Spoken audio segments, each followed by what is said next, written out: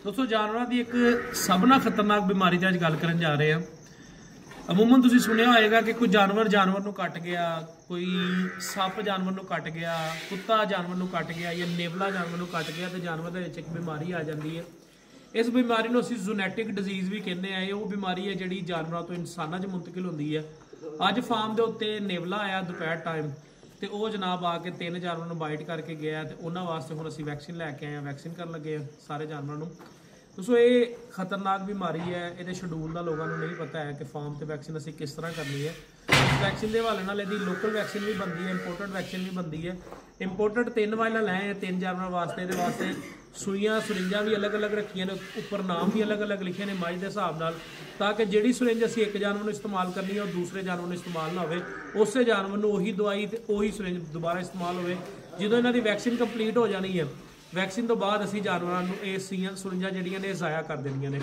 इहदा तरीकाकार की है लाण दा, इहदे च असीं लिखदे हैं इहदा 0721 डेज़। पहली डोज लगदी है इहदी 0 दिन ते, मिसाल है अज असीं लानी है, इस तो बाद दूसरी डोज लगनी है इस तो 7 दिनों बाद। जिहड़ी डेट बनती है अज तकरीबन 18 तारीख है, उस तो बाद 25 तारीख नूं इहदी जिहड़ी है टोटल 7 दिन होणगे। उस तो बाद अगली डोज लगनी 21 दिनों बाद। इहदे च आके साडे बहुत सारे फार्मर या डॉक्टर ऐसे हैं जिन्हां दी कन्फ्यूजन है कि वैक्सीन किस तरह लानी है। जिहड़ा तुहाडा 0 दिन तो दिन शुरू हो रहा है ना, उस तो बाद जिहड़ी 21 दिनों बाद की डेट बनती है ना, तीसरी डोज तुसीं उस दिन लानी है। साडी 18 बनी है, फिर साडी 25 डेट बनी है, उस तो बाद 9 डेट बनी है। 0 दिन तो लगता जिहड़ी 21 दिनों बाद डेट आनी है 9 तारीख है, साडे कोल टोटल टाइम 21 दिन। ये वैक्सीन है, ये 10 ml की इसकी डोज है। वड्डे जानवर नूं 4 ml असीं लानी है अज, बाकी 3 ml देनी है नैक्सट, तीसरी डोज फिर 3 ml देनी है। अगर फार्म के उत्ते तुहानूं ये लगता है कि तुहाडे बाकी जानवरों के विच भी ऐसे कोई है ने मसाइल कि तुसीं जानवर नूं देख नहीं सके कि वो कट किहड़े टाइम आके गया इन्हां नूं, ते उन्हां जानवरों वास्ते तुसीं बूस्टर डोज ला सकते हो। एक डोज तुसीं अज ला सकते हो, एक फिर 1 साल बाद ला सकते हो। लेकिन साडे कोल फार्म ते चूंकि इहदे च हल्का ते जरासीम होने बड़े जरूरी ने। हल्का ते जरासीम अमूमन जानवर दे विच वैक्सीन तो बाद भी होंदे ने। अमूमन कुत्तियां नूं वैक्सीन कीती हुंदी है।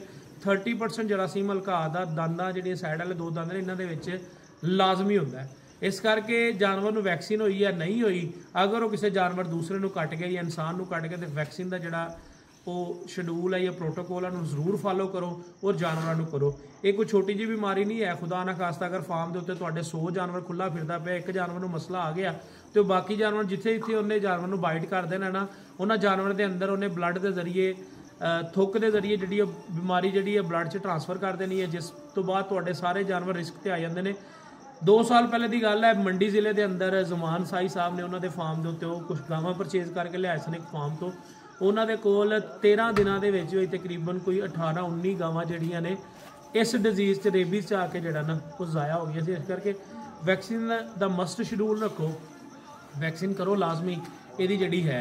बाकी जानवर जिहड़े ने वो साडे सेव ने। 3 जानवर लैदा सन, उन्होंने जानवर ने कीता है, उस चीज़ ने कट्टिया नेवले ने, तो उन्होंने असीं जिहड़ा ना वैक्सीन करन जा रहे हैं जानवर नूं। तो बेहतरीन इहदा हल ये है, यदि चूँकि तुहाडे कोल जिस टाइम जानवर नूं कट गया उस टाइम तुसीं फिलफोर की कर सकते हो, या तो लाल साबन लाइफ बॉय या फिर कपड़े धोने वाला साबन, ये जख्म नूं अच्छे तरीके नाल तुसीं धोना है, वाश करना है। उस तो बाद तुसीं जिहड़ा ना जानवर नूं नॉर्मल कर देना। बहुत सारे साडे पाकिस्तान दे विच बजुर्ग भी हैं जिहड़े दमशम भी करते हैं, वो भी तुसीं अपनी सैटिस्फैक्शन वास्ते जरूर कराओ। तो वैक्सीन जिहड़ी है दम सिर्फ कल्ले दम ते ना चलो, वैक्सीन भी करो लाजमी।